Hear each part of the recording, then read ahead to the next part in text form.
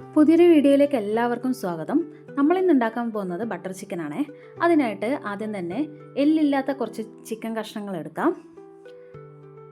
ചെറിയ ചെറിയ പീസായിട്ട് ചിക്കൻ കട്ട് ചെയ്ത് എടുത്തിട്ടുണ്ട്.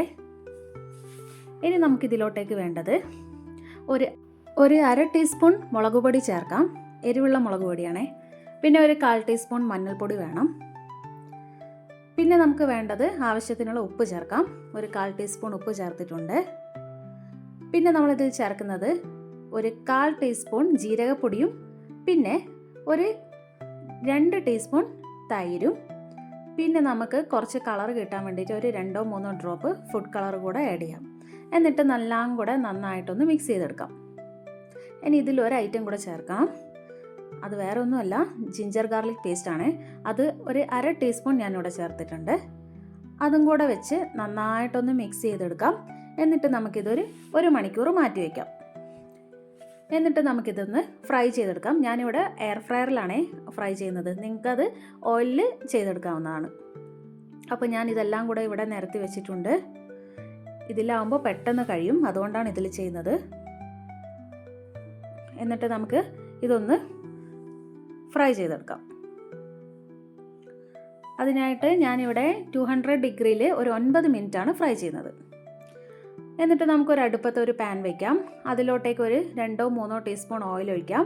എന്നിട്ട് അതിൽ കുറച്ച് ഗരം മസാല ഇട്ട് കൊടുക്കാം. പട്ട, ഏലക്ക, ഗ്രാമ്പൂ എല്ലാം ഇട്ട് കൊടുത്തു. പിന്നെ നമുക്ക് വേണ്ടത് 1 കപ്പ് സവാളയാണ്. നിങ്ങൾക്ക് എത്രത്തോളം ഗ്രേവി വേണം അതിനനുസരിച്ച് സവാളയും കൂടെ ഇട്ട് കൊടുക്കാം. എന്നിട്ട് എല്ലാം കൂടെ നന്നായിട്ടൊന്ന് വഴറ്റിയെടുക്കാം. പിന്നെ ഞാനിവിടെ ചേർക്കുന്നത് കുറച്ച് വെളുത്തുള്ളിയാണ്. ഒരു 8-9 അല്ലി വെളുത്തുള്ളി, ചെറുതാണെങ്കിൽ അത്ര എടുക്കാം. പിന്നെ നമുക്ക് അതിലോട്ടേക്ക് തന്നെ ചെറിയൊരു കഷ്ണം ഇഞ്ചിയും ചെറുതായി കട്ട് ചെയ്തതും പിന്നെ ഒരു വറ്റൽമുളകും ഇട്ടിട്ട് എല്ലാം കൂടെ ഒന്ന് വഴറ്റിയെടുക്കാം. പിന്നെ ഞാൻ ഇതിലോട്ടേക്ക് ഓയിൽ ചേർത്തതിന് ശേഷം സവാള വഴറ്റുമ്പോൾ ഒരു അര ടീസ്പൂൺ ബട്ടർ കൂടെ ചേർത്തിട്ടുണ്ടേ. അതിൻ്റെ വീഡിയോ മിസ്സായി പോയതാണേ. ഇനി എല്ലാം നന്നായി വഴറ്റിയതിന് ശേഷം നമുക്ക് ഇതിലേക്ക് വലിയ 2 സവാള ചെറുതായിട്ട് അരിഞ്ഞ് ചേർത്ത് കൊടുക്കാം. എന്നിട്ട് ഒന്നുകൂടെ എല്ലാം കൂടെ നന്നായിട്ട് മിക്സ് ചെയ്തെടുക്കാം. നന്നായിട്ട് ഇത് വഴറ്റിയെടുക്കണം.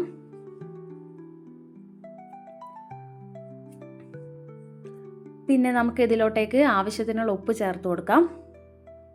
എന്നിട്ട് ഒന്നുകൂടെ നന്നായിട്ട് ഇളക്കി കൊടുക്കാം. ഇനി നമുക്ക് ഒരു ഐറ്റം കൂടെ ഇതിൽ ചേർക്കാനുള്ളൂ. അത് അണ്ടിപ്പരിപ്പാണേ. കുറച്ച് അണ്ടിപ്പരിപ്പ് എടുത്ത് അതും കൂടെ ഇട്ട് എല്ലാം കൂടെ ഒന്നുകൂടെ യോജിപ്പിച്ചെടുക്കാം. അപ്പോൾ നമ്മുടെ മസാല ഇവിടെ റെഡി ആയിട്ടുണ്ട്.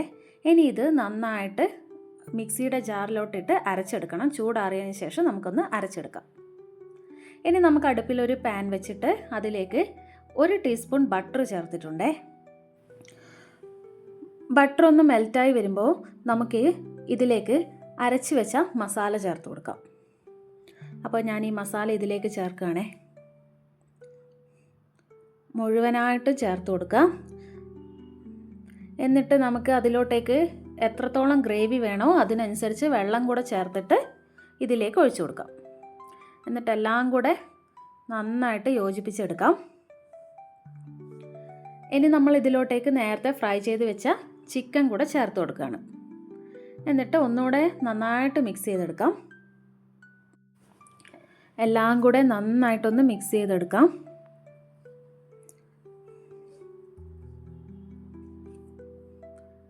കുറച്ചുകൂടെ ഞാൻ വെള്ളം ചേർത്തിട്ടുണ്ട്. അത് ഗ്രേവി കുറച്ചുകൂടെ ലൂസാക്കാൻ വേണ്ടിയിട്ട് കുറച്ചുകൂടെ വെള്ളം ചേർത്തിട്ടുണ്ട്. പിന്നെ നമുക്ക് ഈ ഗ്രേവിക്ക് ആവശ്യമായ ഉപ്പ് ചേർത്ത് കൊടുക്കാം. നമ്മൾ ആദ്യം കുറച്ച് ഉപ്പ് ചേർത്തിട്ടുണ്ട്, നോക്കിയിട്ട് ചേർക്കുക. ഇനി നമ്മൾ ഇതിൽ ചേർക്കാൻ പോകുന്നത് കസൂരി മേത്തിയാണേ. അത് കുറച്ച് എടുത്തിട്ട് നമുക്കൊന്ന് കൈ കൊണ്ടൊന്ന് തിരുമിയിട്ട് ഇതിലോട്ടേക്ക് ചേർത്ത് കൊടുക്കാം. കസൂരി മേത്തി ബട്ടർ ചിക്കൻ ഒരു ഫ്ലേവർ കൊടുക്കും. അപ്പോൾ അതെന്തായാലും ചേർക്കണം. അപ്പോൾ കുറച്ച് കസൂരി മേത്തി കൂടെ ചേർത്തിട്ട് ഒന്നുകൂടെ നന്നായിട്ട് മിക്സ് ചെയ്തെടുക്കാം.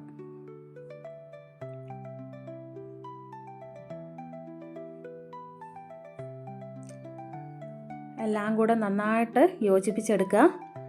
കറി നന്നായിട്ട് തിളക്കുന്നുണ്ട്. അപ്പോൾ തിള വരുമ്പോൾ നമ്മൾ ലാസ്റ്റ് ചേർക്കാൻ പോകുന്നത് ഫ്രഷ് ക്രീമാണേ. അതൊരു 7-8 ടീസ്പൂൺ വെച്ച് ചേർത്ത് കൊടുക്കാം. ഇതാണ് ഈ കറിയുടെ ഒരു ഹൈലൈറ്റ് എന്ന് പറയുന്നത്. അപ്പോൾ ഈ ഒരു കറിക്ക് ടേസ്റ്റ് കൊടുക്കുന്നത് ഈ ഫ്രഷ് ക്രീമാണ്. ലൈറ്റായിട്ടൊരു സ്വീറ്റ്നെസ് കൊടുക്കും. അപ്പോൾ നിങ്ങൾക്ക് എത്രത്തോളം ഒരു ലൈറ്റ് സ്വീറ്റ്നെസ് വേണോ അതിനനുസരിച്ചിട്ട് ചേർത്ത് കൊടുക്കാം. നല്ല ടേസ്റ്റാണ്. അപ്പോൾ ഫ്രഷ് ക്രീം കൂടെ ചേർത്ത് നന്നായിട്ട് യോജിപ്പിച്ചെടുക്കാം. ഇനി ഫൈനലി നമ്മൾ ഒരു അല്പം ബട്ടറും കൂടെ ഇതിലോട്ടേക്ക് ചേർത്ത് കൊടുക്കും. അങ്ങനെ നമ്മുടെ ബട്ടർ ചിക്കൻ ഇവിടെ റെഡി ആയിട്ടുണ്ട്. കണ്ടില്ലേ, നല്ല സൂപ്പർ ടേസ്റ്റാണ്. നിങ്ങൾക്കിത് ചപ്പാത്തീൻ്റെ കൂടെ കഴിക്കാം, പൊറോട്ടേൻ്റെ കൂടെ കഴിക്കാം, പിന്നെ വേണമെങ്കിൽ ഫ്രൈഡ് റൈസ്, ഗീ റൈസിൻ്റെ കൂടെയൊക്കെ കഴിക്കാം. ഞാനിപ്പോൾ ഇത് ഗീ റൈസിൻ്റെ കൂടെയാണ് കഴിക്കുന്നത്. അപ്പോൾ നമ്മൾ കറി നന്നായിട്ട് തിളച്ച് വരുമ്പോൾ ഒരു അല്പം കൂടെ ബട്ടർ കൂടെ ഇതിലോട്ടേക്ക് ലാസ്റ്റ് ചേർത്ത് കൊടുക്കാം. പിന്നെ കുറച്ചുകൂടെ വേണമെങ്കിൽ ഫ്രഷ് ക്രീം കൂടെ ആഡ് ചെയ്ത് കൊടുക്കാം. അങ്ങനെ നമ്മുടെ കറി നന്നായി വെട്ടി തിളയ്ക്കുന്നുണ്ട്. അപ്പോൾ നമ്മുടെ കറി ഇവിടെ റെഡി ആയിട്ടുണ്ട്. ഞാനിവിടെ ഫ്ലെയിം ഓഫ് ചെയ്തിട്ടുണ്ട്. എന്നിട്ട് ഞാൻ കുറച്ചുകൂടെ ഫ്രഷ് ക്രീം മേലെ ഒഴിച്ചു കൊടുക്കുന്നുണ്ടേ. അപ്പോൾ നമ്മുടെ കറി ഇവിടെ റെഡിയായി. നല്ല ടേസ്റ്റാണ്. നമുക്ക് സാധാ ചോറിൻ്റെ കൂടെ പറ്റില്ല, പൊറോട്ട ചപ്പാത്തീൻ്റെ കൂടെയൊക്കെ നല്ല കോമ്പിനേഷനാണേ. അപ്പോൾ എല്ലാവരും ട്രൈ ചെയ്ത് നോക്കണം, നിങ്ങളുടെ ഫീഡ്ബാക്ക് അറിയിക്കണം.